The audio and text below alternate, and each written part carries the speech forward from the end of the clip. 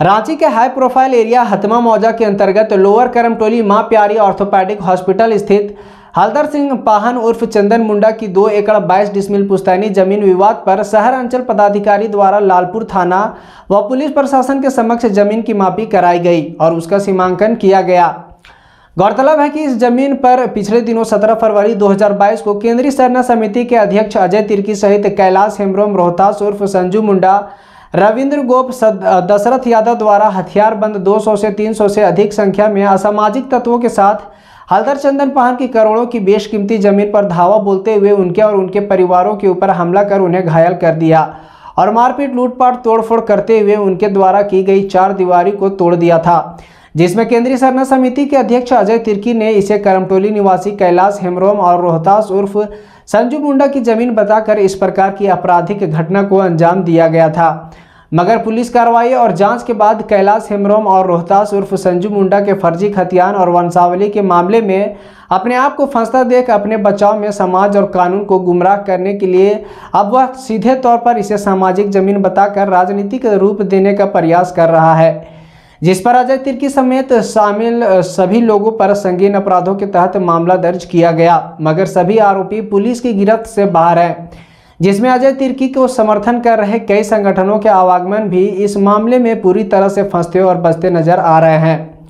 इस पर जय आदिवासी केंद्रीय परिषद के प्रदेश प्रवक्ता सह मौजा के पाहन व जमीन मालिक हलदर चंदन पाहन ने बताया कि अजय तिर्की इस खेल का मात्र एक मोहरा है। मेरी जमीन को लूटने के पीछे गैर आदिवासी सफेदपोश और बड़े कारोबारियों का हाथ है, जिसमें इनके इशारे पर मुझे भूमाफिया सरगना काफी समय से परेशान कर और डरा धमका कर मुझे झूठे केस मुकदमे में फंसाकर जमीन में जेसीबी और गोलियां चलवाकर लूटने का प्रयास किया गया है। मगर उसमें सफल नहीं होने पर अब ये सफेदपोश बड़े कारोबारी आदिवासियों को आदिवासियों से आपस में लड़ाकर इसे हथियाने का षड्यंत्र कर रहे हैं। करमटोली राम प्यारी हॉस्पिटल के सामने ये जो जमीन है करोड़ों अरबों की है, जिसका मैं लैंड लॉर्डर हूँ, और पिछले दिनों इसी जमीन पर 17 फरवरी 2022 को एक बड़ी घटना होती है, जिसमें अजय तिर्की और उसके कुछ लोग 200-300 की संख्या में हथियारबंद साथियों के साथ यहां पर आते हैं और बिना कुछ कहे पूछे मारपीट, तोड़फोड़ शुरू कर देते हैं। हमारे घर की मात्र 1 दर्जन महिलाएं उन लोगों को रोकने का प्रयास करती हैं, लेकिन उन लोग कुछ भी नहीं सुनते हैं और इस तरह से हंगामा करते हैं। बड़ी अजीब सी बात है, अजय तिर्की ये कहता है कि ये करमटोली निवासी संजू मुंडा उर्फ रोहतास मुंडा और कैलाश हेम्ब्रोम की जमीन है, ये बोलकर ये तोड़फोड़ करता है। और ठीक इसके दूसरे दिन एक प्रेस कॉन्फ्रेंस वो धुमकुड़िया स्थल पर करता है और बोलता है ये समाज की जमीन है। तो ये दोहरी बात, ये दोहरी नीति, ये समझ में नहीं आती किसको गुमराह कर रहा है। ये अपने फायदे की बात कर रहा है या फिर ये समाज के अधिकार की बात कर रहा है। तो ये पूरी तरह से समझ में आ गया है कि अजय तिर्की जो है वो किसी दूसरे गैर आदिवासी के इशारे पर काम कर रहा है और जो यहाँ पर सफेदपोश कारोबारी हैं उन लोगों को ये फायदा पहुंचाना चाहता है। क्योंकि मैं बतला दूं, ये आज की बात नहीं है, सन 1960 से ये मामला चला आ रहा है।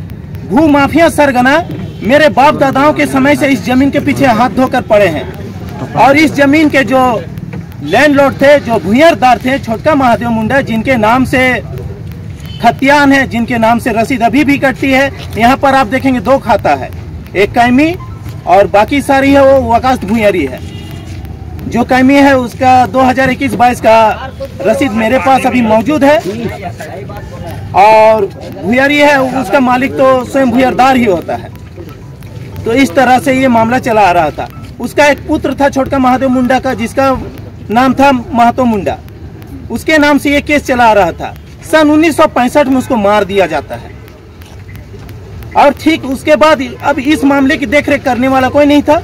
तो मेरे दादाजी जो चरका मुंडा थे, इस मामले की जो देखरेख कर रहे थे, 1969 में उनको भी मार दिया जाता है। उसके बाद अब इस जमीन को मैं देखरेख कर रहा हूं, अब ये मेरे पीछे हाथ धोकर पड़े हैं।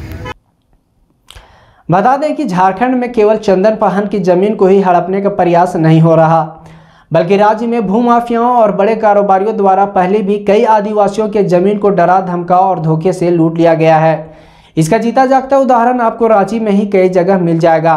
अभी भी धोखाधड़ी कर कमजोर और असहाय आदिवासियों की जमीन को बड़े कारोबारियों, गैर आदिवासियों और भूमाफियाओं द्वारा लूटा जा रहा है, लेकिन इन लोगों के खिलाफ आवाज उठाने वाला कोई नहीं है। इस राज्य में जो खुद से लड़कर अपनी जमीन को बचा लिया तो ठीक है, वरना खुद की जमीन होते हुए भी कई लोग बेघर हैं।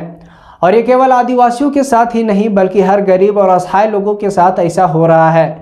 बड़े कारोबारी और भूमाफिया अपने फायदे के लिए कमजोर और असहाय लोगों की जमीन को हड़पने में लगे हुए हैं। इसलिए जब कभी भी आपको या आपके जमीन को कोई हड़पने या लूटने की कोशिश करे तो आप डरिए मत और आखिरी दम तक लड़िए, खुद को मजबूत कीजिए, वरना इन भूमाफियाओं और अपने फायदे के लिए दूसरों की जमीन को हड़पने वालों की हिम्मत और बढ़ती रहेगी। फिलहाल के लिए बस इतना ही, और अधिक खबरों के लिए देखते रहें झारखंड न्यूज़ 9।